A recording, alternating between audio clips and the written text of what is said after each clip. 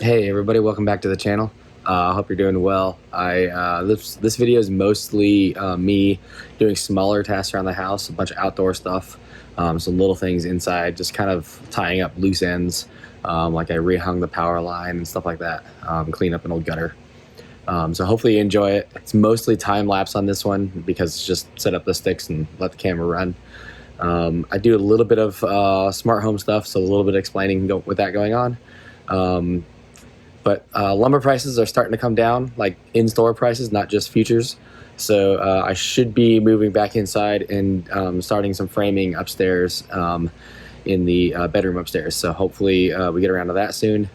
And I think that's it. So enjoy the video, and please hit like, subscribe, tell a friend too. Thanks for watching.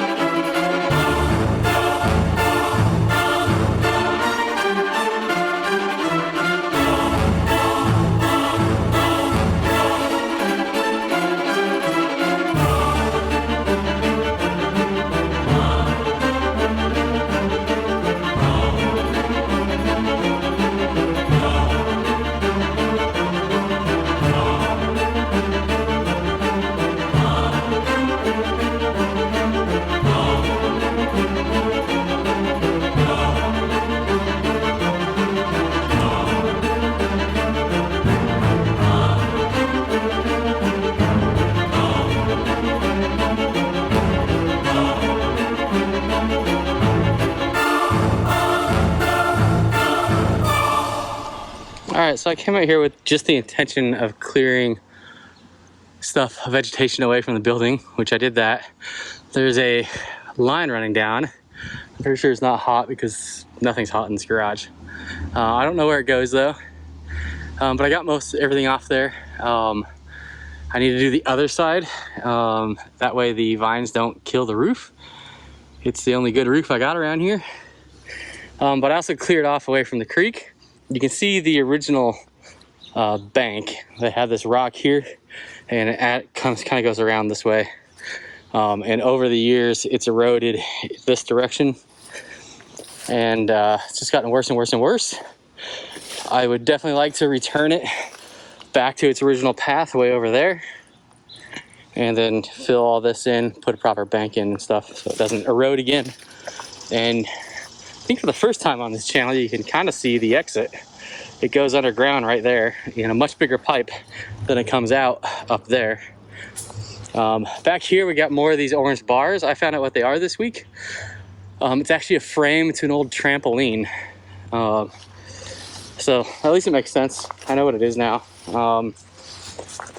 Gotta drag that out here and cut it up. I'm debating on whether I should continue cutting up these small things, and then you can just see the big 3 trees there. I pulled a lot of vines out. Hopefully that's good for the health of the trees. These ones I couldn't pull anymore, so I just cut them off as high as I could. Accidentally broke a couple large branches out of this tree when pulling the vines out. And then, as you saw, I uncovered a statue over here, a little brick wall and a statue. It's glued on pretty well, not going anywhere. The neighbor asked for it, a lady over there, so if she can figure out how to detach it, she can have it. We have got to give credit to surveyors, man. When I bought the place, it needed to be surveyed, and there's the property line out there. That flag, I don't know how the hell the guy got back there to do that. Somewhere in that corner there's one. I think I want to rip out all the old fencing and put in hedges, and that'd be a nice boundary. Just get rid of all this dumb old wire fence and hide the chain link over there. But that's not a this summer project, that's a future project. I think it'll look better if I cut this out. I don't know.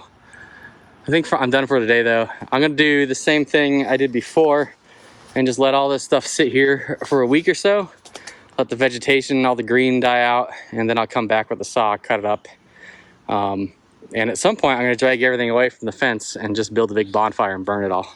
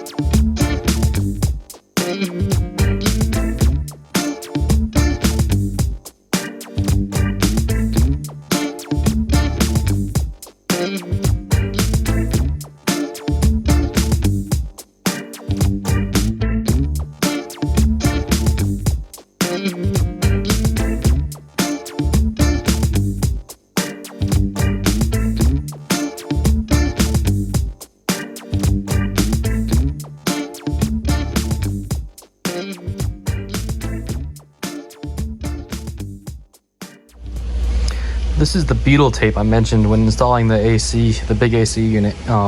It's basically like a tube of rubber, but with adhesive on all sides.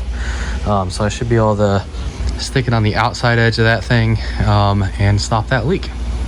So this is what the tape looks like. Just kind of squeeze in here and fill the gap. Hopefully that makes the leak go away. It should. On a warmer day, I might come in and press it into place a little bit more, but that should be good. Should do the trick. Doesn't need to be perfect, just needs to be good enough. This roof is about 3 years old. I think it's safe to assume that all this goop is 3 years old. Right now when it rains, there's a waterfall in front of the gutter. So hopefully this will solve some of that.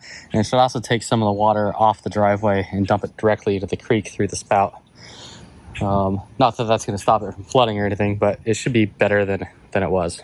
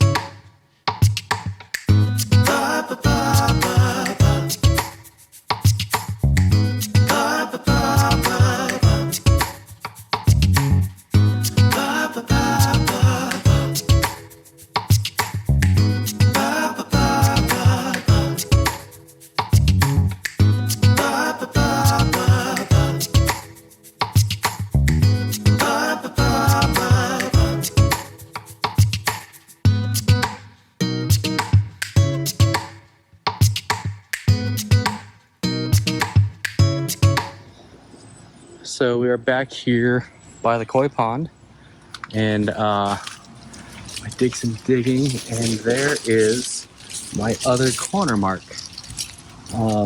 So that's almost 3 feet on the other side of the fence. It's good to know that my yard actually goes that far over. I think I'll take that account when I go to plant stuff on this line.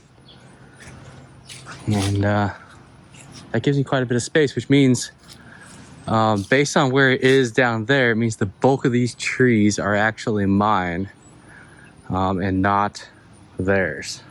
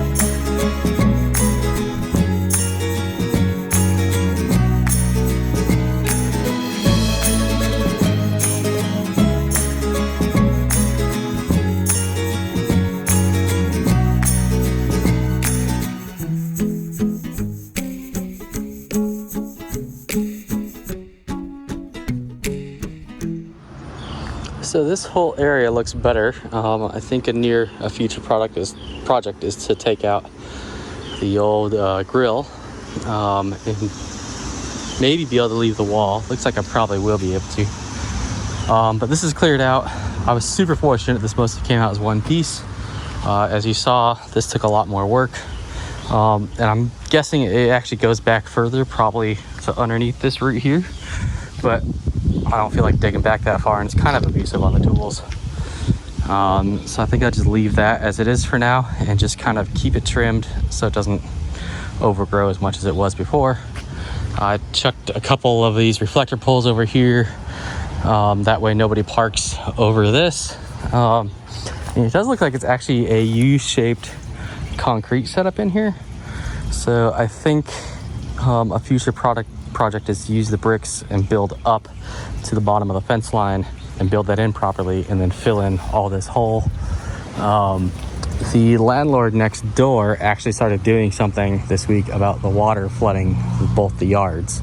So hopefully that's a project that actually works, and then I don't need to worry about that anymore. It'll all just go through the ditch.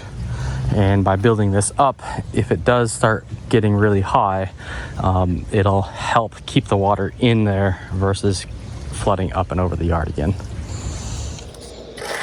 So downstairs, I put that relay in the last video. Obviously, I did a hodgepodge job at it. It's more of a proof of concept than a permanent thing. This is the cover that goes over the fan controller. This looks like it'll mount here just fine. And I got some wire that's actually rated for that purpose. And in this little kit here, I have computer standoffs and stuff like that. So I'm going to mount this to the cover, use this wire to make the actual contact, and then I'll run some new wires up to the ESP32. And our little buddy here is not going to let us finish. So here we go. It's all attached properly, significantly safer than just dangling off some wires. So I can go put it in place and pop that together.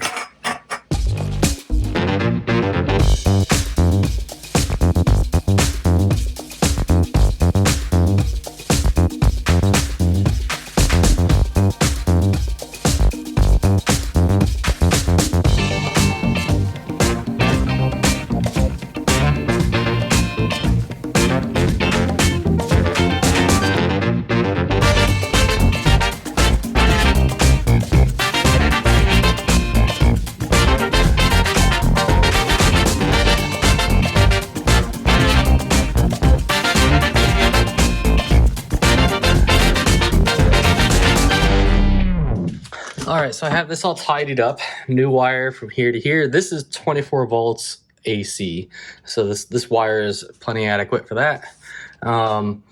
This circuit here is 110 AC, 120 AC, and this here is all 5 volts DC. it's a mix of different things. But anyways, it's all tidied up. I just use split loom. I use that in automotive stuff all the time. It's not the code for this, but it's fine for what it's doing. Everything else, it's fine. And then this is the power that allows this to trip the relays as well as the signal.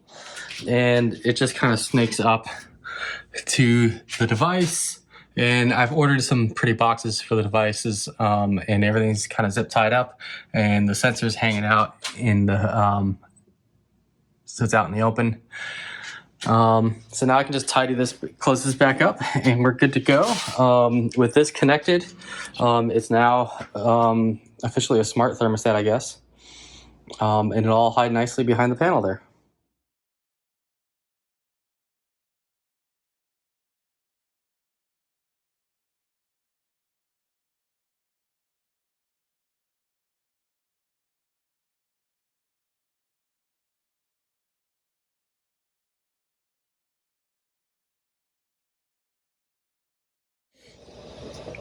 So one of my next smart home projects is to add vibration sensors to the washer and dryer so that Home Assistant can then alert whoever is using it or everybody that it's time to move the laundry around.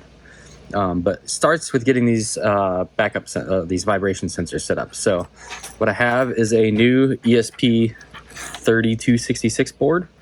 I've added a vibration sensor here, one for the washer, and at the end of this one for the dryer. I think that's all I need in this corner. I do have more I/O available, so I think at some point I might add a water sensor to alert me if something like the water heater breaks and floods the basement. But for now, this will do.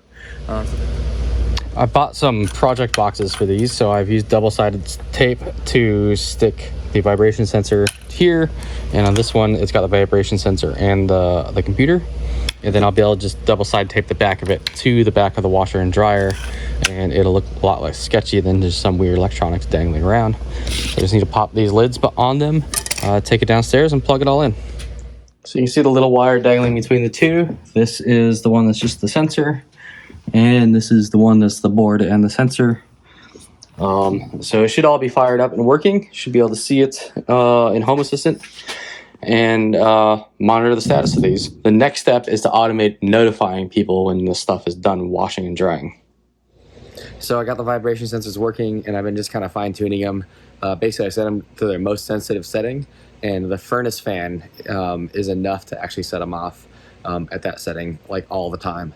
So I've been kind of backing it down, making it less sensitive over the last couple days, and I'm kind of working at a method to alert everybody. I haven't really come to a complete plan yet, but basically the idea is you can't start a load of laundry until you press the screen and tell it who is doing the laundry. That way it'll know who to alert when the cycle was done, so it isn't annoying other people in the house. So that's where I'm at with that right now. Hopefully we get some more progress on that soon.